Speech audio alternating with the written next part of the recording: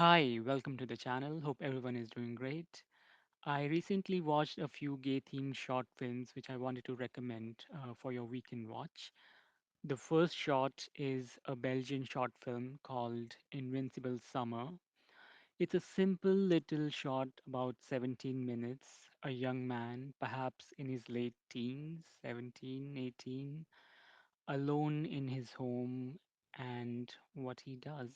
He gets on Grinder and finds a date, a hookup. And that hookup arrives. He's a slightly older but attractive young man, but it does not go as planned. Nothing tragic, but we have all lived a life. We have all had strange dates. So sometimes circumstances just don't allow us. But it doesn't end badly, it ends in a very sweet way. It's a little French language movie. You don't have to think too much about it. It's just about a simple day where a young boy, a young man, was hoping to have a great experience, but he had a slightly different experience, and that's what the movie is about. So it's just that it's a movie about a sweet little experience.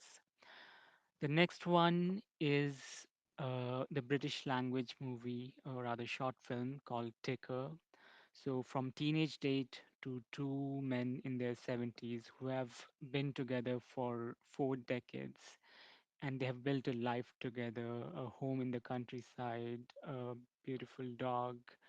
They cook for each other, but they are going through something.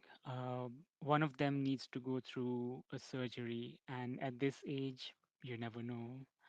The movie, or rather, the short film, is about a short ride to the hospital where Howard takes his partner of 40 years, not knowing if he will ever see him again.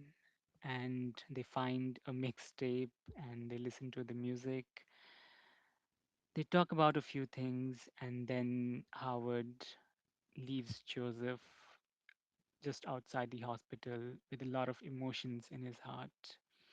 And that's what the short is about. While I love watching stories of young love, I sometimes crave for stories of older couples as I myself grow older. So if you get time, please do watch it.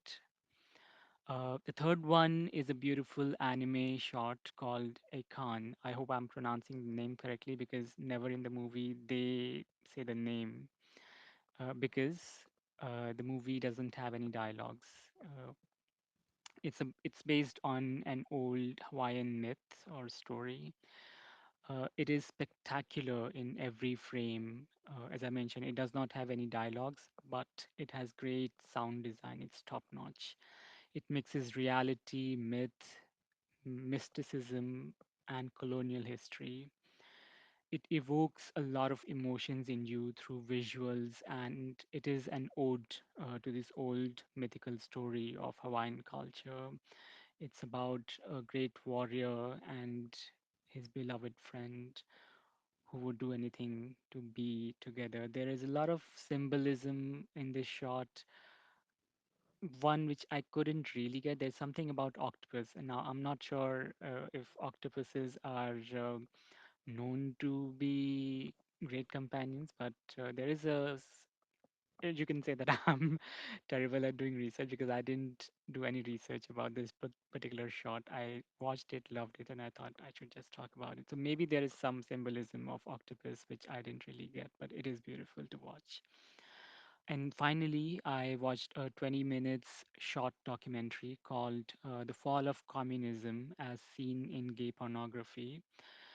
It's a 1998 documentary. It starts with this little phrase that says, "It's incredible how, even in the unlikeliest places, you can see traces of recent history."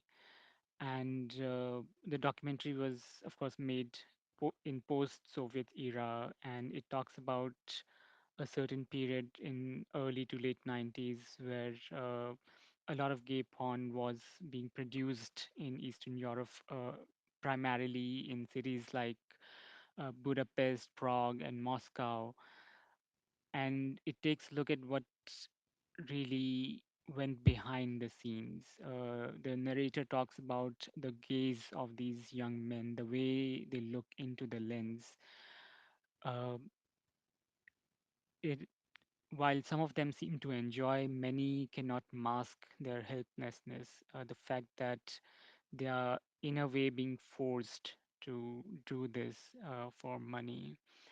Uh, it's about, it also makes you look at yourself and maybe you're viewing history differently, because when you watch porn, you are just aroused, but it makes you think about those men behind the camera and what forced them to do this. If they are doing it with consent, if they are being paid appropriately for what they were doing, perfect, great, everybody wins.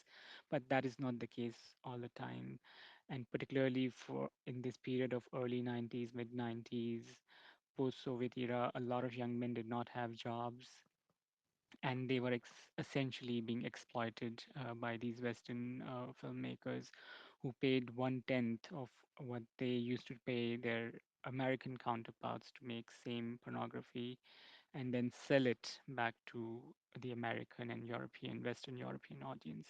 It's a great a little piece of history. Do watch it.